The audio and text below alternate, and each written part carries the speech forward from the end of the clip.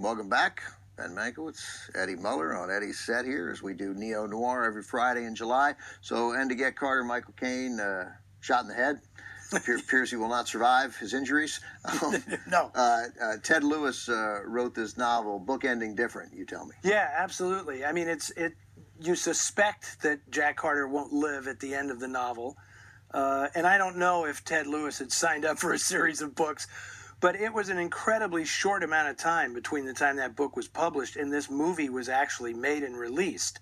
So like any good writer, he resurrected Jack Carter from that beach. Turns out he got the doctor. Turns out he was okay. Yeah. And there are 2 more books coming down the pipe. But it's very interesting to note that when this film was done, MGM, because it was Michael Caine and it was like the movie was somewhat of a revelation, they said, we don't want him to die at the end. We want to make a sequel. We want to bring Jack Carter back.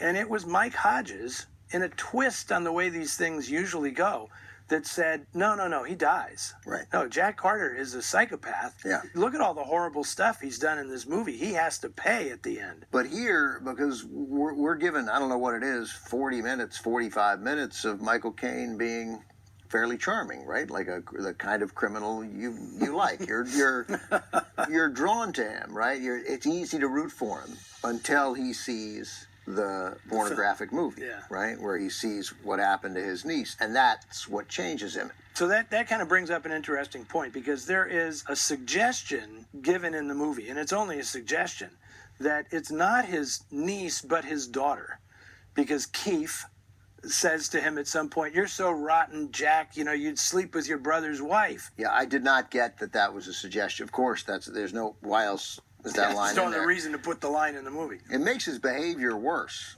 right? Because it suggests that he's been an absentee father, but then it's almost because he feels so guilty for what he's done that who he wants to be punishing is himself, which makes some sense psychologically. But I mean, again, these murders are awful. It's sadistic, and it is. It's very sadistic. But this is also something that became true of a lot of films that we now call neo-noir.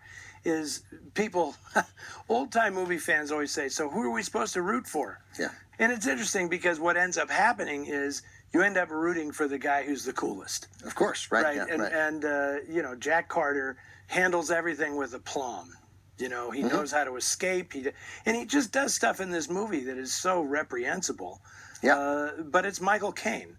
And so he kind of gets a pass. Yes. And you got to know Mike Hodges a little bit, right?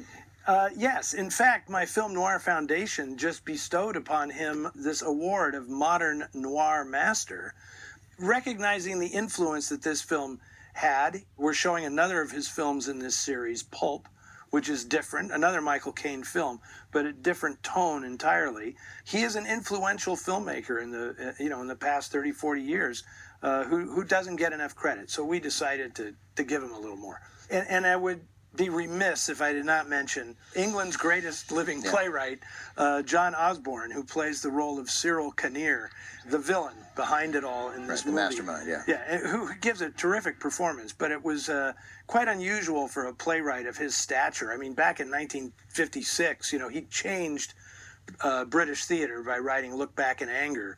And later on, we're going to show another British crime movie where Michael Caine essentially plays the role that John Osborne plays in this movie. That's right. So we have that to look forward to later on. Well, you're no longer remiss. I am not remiss. And I will not be remiss in telling you that stay tuned, because we have another terrific crime film coming up next, a neo-noir, in fact, that has a lot of similarities with Get Carter, and that is The Friends of Eddie Coyle, starring Hollywood icon Robert Mitchum. Stick around.